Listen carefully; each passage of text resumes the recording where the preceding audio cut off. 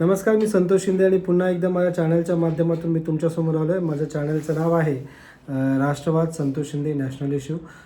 नक्कीच माझ्या चॅनलला तुम्ही लाईक करा, सबस्क्राईब करा आणि आजचा एक छोटासा एक व्हिडिओ आहे. तो व्हिडिओ म्हणजे सर्वसामान्य जो लोक घराच्या बाहेर ज्यावेळेस कामासाठी निघत असतात त्यांना सगळ्यात मोठी जर अडचण लाभत असेल, सगळ्यात मोठी जर अडचण त्यांना कळत असेल ती म्हणजे ट्रॅफिकची समस्या. आणि आपल्या मुंबईचं ट्रॅफिक तर तुम्हाला सगळ्यांना माहितीच आहे. तर आपण आज मुंबईच्या ट्रॅफिकविषयी बोलणार आहोत. तर मुंबईच्या ट्रॅफिकविषयी बोलायचं असेल तर मुंबईच्या दृष्टिकोनातून जर बघायचं असेल तर मुंबई ही सर्वात मोठी महाराष्ट्राची आर्थिकदृष्ट्या राजधानी आहे. आणि एकाच वेळी सर्वात श्रीमंत लोक जर कुठल्या शहरामध्ये राहत असतील तर ते म्हणजे आपलं मुंबई शहर आहे. तर मुंबईच्या बाबतीत बोलायला गेलं तर मुंबईची लोकसंख्या ऑफकोर्स ती फारच आहे. आणि त्या दृष्टिकोनातून जेवढी गरज असते लोकांना तेवढ्या बेसिक ज्या नीड्स असतात म्हणजे रस्ते, अन्न, वस्त्र, निवारा त्या गोष्टी वेगळ्याच झाल्या. पण रस्त्याच्या माध्यमातून जर आपण बोलायला गेलं तर ज्यावेळेस इतकी लोकसंख्या प्रचंड असणारं जे शहर आहे ते शहर ज्यावेळेस रस्त्यावरती उतरतं म्हणजे त्या लोकांना ज्यावेळेस कामावरती जायचं असेल किंवा इतर अजून एका ठिकाणाहून दुसऱ्या ठिकाणी जर जायचं असेल तर त्यांना एवढ्या प्रचंड मोठ्या ट्रॅफिक जामचा म्हणजे रस्त्यावरती एवढी प्रचंड मोठी गर्दी जमा झालेली असते की त्यांना खूप अडचणींना सामोरं जावं लागतं. सगळ्यात मोठं गोष्ट म्हणजे मुंबई हे 5वं गर्दीमध्ये राहणारं किंवा गर्दीमध्ये असणारं शहर आहे. तर त्या सगळ्याच गोष्टी त्याला मुंबईच्या ट्रॅफिकला हे आहेत, लागू होतात. त्याचं रिझन म्हणजे की मुंबईची लोकसंख्या ही सर्वात प्रथम त्याच्यामध्ये येते. त्याच्यानंतर आपण ज्यावेळेस एखाद्या ठिकाणी जातो, एखाद्या शहरामध्ये जातो त्यावेळेस तिथे असणारं त्या रस्त्यावरती असणारी दुतर्फा पार्किंग म्हणजे ईस्टर्न एक्सप्रेस असेल तो सोडून ज्यावेळेस ईस्टर्न एक्सप्रेसच्या आतमध्ये ज्यावेळेस आपण जातो त्यावेळेस रस्त्यावरची जी गाड्यांची पार्किंग लागलेली असते त्याच्यामुळे देखील ट्रॅफिक जाम होतं. दुसरी गोष्ट, आपण हायवेने जात असेल, कधी एक सहा लेनचा हायवे असतो आणि नंतर अचानक तो 6 लेनवरनं 4 लेनमध्ये येतो म्हणजे ती असणारी ट्रॅफिक म्हणजे त्यावेळेस ते गाड्या ज्या असतात त्या एकदम असं हळूवार चालत असतात त्याच्यामुळे अजून गाड्यांची ट्रॅफिक जाम होते. तो एक मोठा एक इश्यू असतो ईस्टर्न एक्सप्रेसचा. त्याच्यानंतर आपण बघाल की ज्यावेळेस आपण कामानिमित्ताने निघतो त्यावेळेस काय होतं की आपण ट्रेन, मेट्रो यांच्या इथून ट्रॅव्हल न करता आपण थेट गाडी काढतो आणि जातो. पब्लिक ट्रान्सपोर्ट हे जे यूज करतो तो त्याच्यामध्ये मुंबईकर फार कमी आहेत. जर सकाळी जर असतील तर म्हणजे रेल्वेवर तर अत्यंत बोजा आहे. रेल्वेवरती एवढा मोठा बोजा आहे की बाबा एकाच टायमाला म्हणजे रेल्वेवरती कितीतरी लोक असं ट्रॅव्हल करत असतात, दाटेवाटीमध्ये ट्रॅव्हल करत असतात. आणि 2021ला जर तुम्ही मुंबईची गाड्यांची नोंद केली तर तुम्हाला अनुभवेल की 2021मध्ये 40 लाख गाड्यांची मुंबईमध्ये नोंद झालेली आहे. म्हणजे रस्त्यावरती 40 लाख गाड्या रस्त्यावरती आलेल्या नोंदवल्या आहेत. तर एवढ्या गाड्या ज्यावेळेस रस्त्यावरती येतात तर स्वाभाविक आहे ट्रॅफिक तर होणारच आहे. त्याच्यामुळे मला असं वाटतं की आपण जास्त पब्लिक ट्रान्सपोर्ट यूज केलं पाहिजे. पब्लिक सर्व्हिस आपण त्या सर्व गोष्टी यूज केल्या पाहिजेत. आणि प्रामुख्याने सांगायचं असेल तर रस्त्यावरती ज्यावेळेसची ट्रॅफिक लागते त्यावेळेस लेन सोडून आपण ज्यावेळेस एखादी लेन सोडतो आणि दुसऱ्या लेनमध्ये जातो ते सर्व थोडं कमी केलं पाहिजे. लेन तुटली नाही पाहिजे. आपण एक जर जापानसारख्या देशाचं जर आपण बघितलं, त्यांच्या टोकियोमधलं जर बघितलं असेल, त्यांची जी रस्त्यावरची जी प्रणाली आहे ती खूप अत्यंत चांगली आणि खूप प्रभावशाली आहे. ती प्रणाली जर आपण अनुभवली किंवा त्याचा जर आपण अभ्यास केला तर ते मुंबईसाठी खरंच खूप चांगलं असणार आहे. आणि दुसरी गोष्ट, आपण सध्याच्या घडीला जर पाहत असाल की मुंबईमध्ये थोडंफार मेट्रोमुळे देखील थोडं ट्रॅफिक कमी झालं असेल. ट्रेनवर तर अत्यंत खरंच खूप बोजा असेल पण मेट्रोमुळे थोडंफार ट्रॅफिक कमी झालं आहे मुंबईमधलं.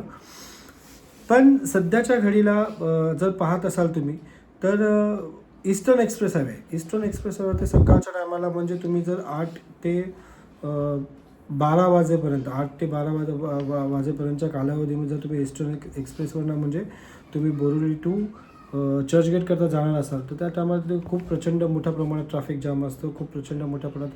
कारण त्याचं रिझन असतं की अंधेरी साहेबे गोरेगावपर्यंत गाड्यांची जी हे आहे ते अत्यंत हळुवारपणे चालत असतात. त्याचं एक मोठं कारण आहे की मेट्रोचं जे काम चालू आहे त्याच्यामुळे देखील ते हळुवारपणे चालत असतात. त्याच्यानंतर दुसरी गोष्ट आपण अनुभवली की बोरिवलीपासून ठाण्याला जायला ज्यावेळेस दहिसर चेक नाका जो लागतो, दहिसर टोल नाका लागतो, त्या टोल नाक्यामुळे ट्रॅफिक खूप संथ गतीने चालते, त्याच्यामुळे रस्त्यावरती ट्रॅफिक जाम झाले असते. त्याच्यानंतर काय होतं की टोल नाका जसा आपण क्रॉस केला त्याच्यानंतर 1, 2, 3 कंटिन्यू 3 सिग्नल आहेत. तिथे येऊन सिग्नलला गाडी स्टॉप होतात, मग टोल नाका, मग त्याच्यामुळे ट्रॅफिक जाम होते. 6 लेनचा रोड जो असतो तो अचानकमध्ये तिथे आता 4 लेन झाला, पण आता ती लेन वाढवली गेली आहे.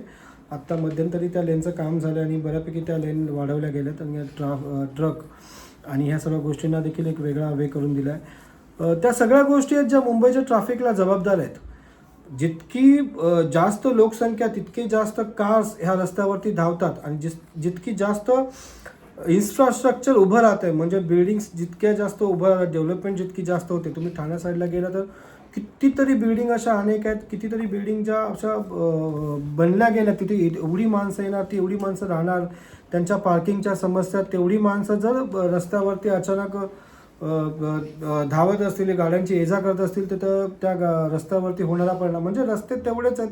रस्त्याच्या लेन आपण वाढवू शकत नाही, जास्तीत जास्त 1 लेन 2 लेन आपली वाढते, पण गाड्यांची संख्या ही फार पटीने वाढते. आपण कुठेतरी त्याच्यावरती एक निर्बंध लागले पाहिजेत की ज्यांच्याकडे पार्किंगचं स्पेस आहे त्या लोकांनाच तुम्ही गाड्या अलॉट करा, त्या लोकांनाच तुम्ही गाड्या द्या.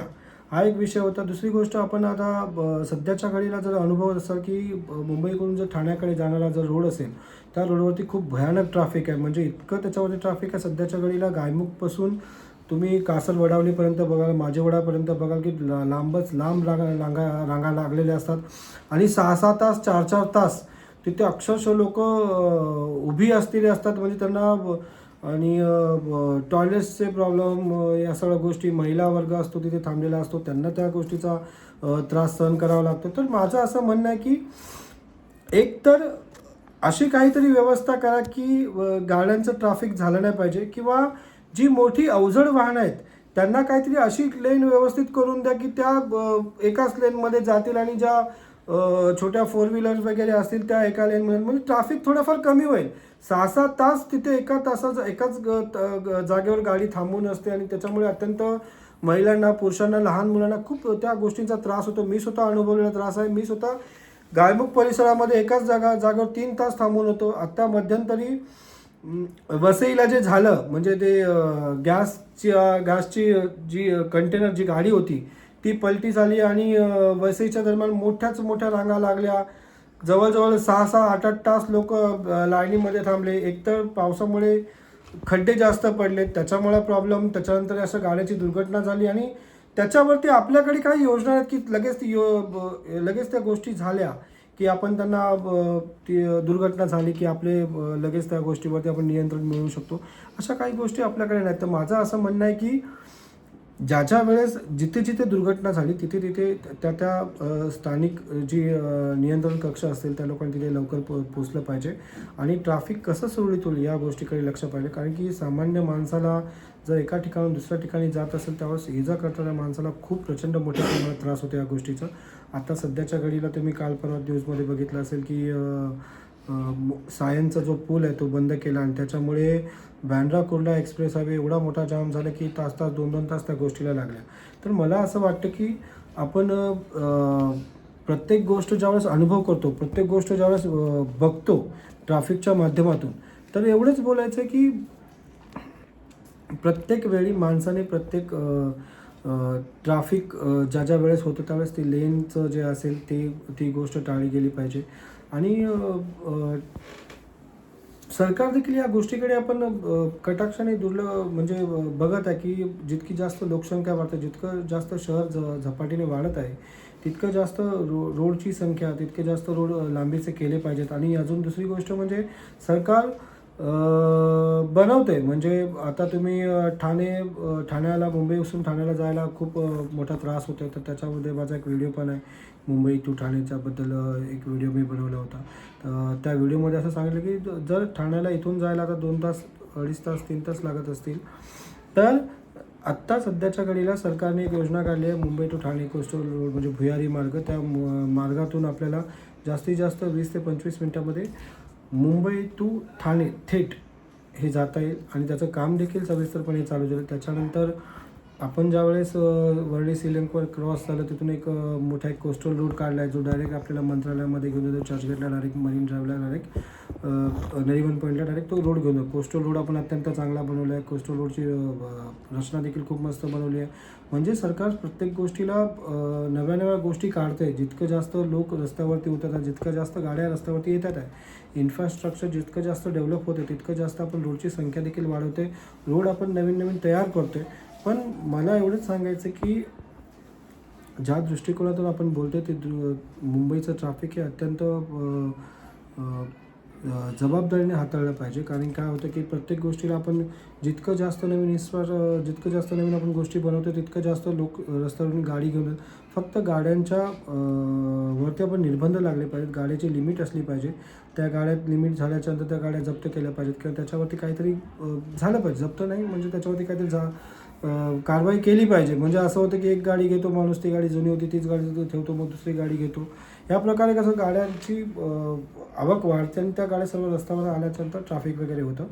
आपण अटल सेतू बनवला. अटल सेतूमध्ये देखील एवढी मोठी महामार्ग आपण बनवला, तो देखील खूप छान बनवला सरकारने आणि त्याचं देखील नावलौकिक आहे. तर सगळ्याच सगळ्याच दृष्टिकोनातून आपण ट्रॅफिकच्या समस्या दूर करण्याचं काम हे सरकार करत आहे. यात काही शंका नाही. आणि खरंच तुम्हाला सांगायचं असेल, सन्माननीय मुख्यमंत्री एकनाथजीराव शिंदे खरंच खूप चांगलं काम करतात. रस्त्याच्या बाबतीमध्ये देखील त्यांचं खूप चांगलं नियोजन आहे आणि ते खूप चांगलं काम करत आहेत. तर ह्या सगळ्या गोष्टींचं आपण बारकाईने लक्ष घेतलं की मुंबईची ट्रॅफिक ह्या प्रत्येक गोष्टीवरती छोट्या छोट्या गोष्टीवरती अवलंबून आहे. तर आपण ह्या छोट्या छोट्या गोष्टीचा आपण काळजीपूर्वक जर नीट अभ्यास केला, तर नक्कीच आपण जपानसारख्या टोकियोमध्ये असणाऱ्या ट्रॅफिकच्या प्रणालीला आपण नीट सांगू. तर ह्या सगळ्या गोष्टी आपण नीट बारकाईने लक्ष करा आणि मुंबईच्या ट्रॅफिकवरती हा माझा व्हिडिओ आहे. या व्हिडिओला तुम्ही लाईक करा, सबस्क्राईब करा. Thank you so much. धन्यवाद. जय हिंद, जय महाराष्ट्र.